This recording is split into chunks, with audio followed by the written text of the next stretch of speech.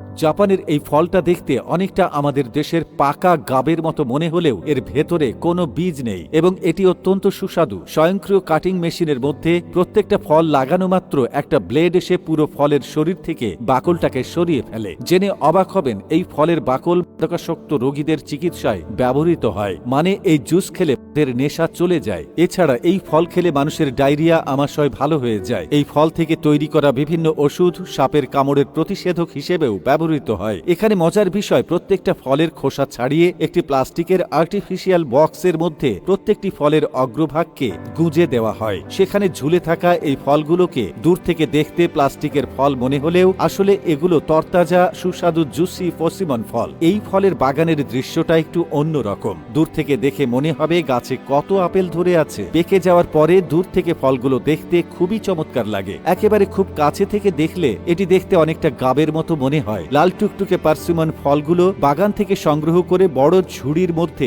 একের পর এক সারিবদ্ধভাবে রাখা হয়। তারপর সেগুলোকে একটি পিকআপ ভ্যানে করে নিয়ে যাওয়া হয় ফ্যাক্টরিতে। সেখানে স্বয়ংক্রিয় রোলিং এর মাধ্যমে বড় ছোট ফলগুলোকে আলাদা করা হয়। এরপর সেগুলোকে ধুয়ে পরিষ্কার করে পার্সিমন ফলগুলোর খোসা ছাড়ানো হয়। এই খোসা দিয়ে তৈরি হবে মাদকাসক্ত ব্যক্তিদের সবচেয়ে পছন্দের জুসটি, যেটি খেলে নেশা কেটে যাবে। আর এই তরতাজা ফলগুলোকে ঝরিয়ে রাখা হবে ঠিক এরকম একটি ঝুলন্ত প্লাস্টিকের ডিভাইসের মধ্যে। এভাবে আড়াআড়ি ভাবে উপর থেকে নিচ পর্যন্ত অন্তত 50 থেকে 60টি ফলকে ঝরিয়ে রাখা যায়। প্রশ্ন হচ্ছে, কেন এই ফলগুলোকে ঝরিয়ে রাখা হয়? এই ফ্যাক্টরিগুলোতে একসাথে কয়েক টন ফলকে এভাবে ঝরিয়ে রেখে এগুলো চারপাশে অসংখ্য ইলেকট্রিক ফ্যান চালু করে দেয়। এছাড়া একটি ছাউনি নির্মিত ঘরের মধ্যে এগুলোকে রাখা হয়, যার চারপাশ খোলা থাকে এবং ওপর থেকে সূর্যের তাপ পড়ে। এভাবে 15-20 দিন রাখার পর আস্তে আস্তে পার্সিমন ফলগুলো ড্রাই হয়ে যায়। আর শুকিয়ে যাওয়া পার্সিমন ফলগুলোকে যদি ফাটিয়ে এর ভেতরটা দেখেন তো আপনার চোখ জুড়িয়ে যাবে এবং এটি মুখে দিলে এর স্বাদ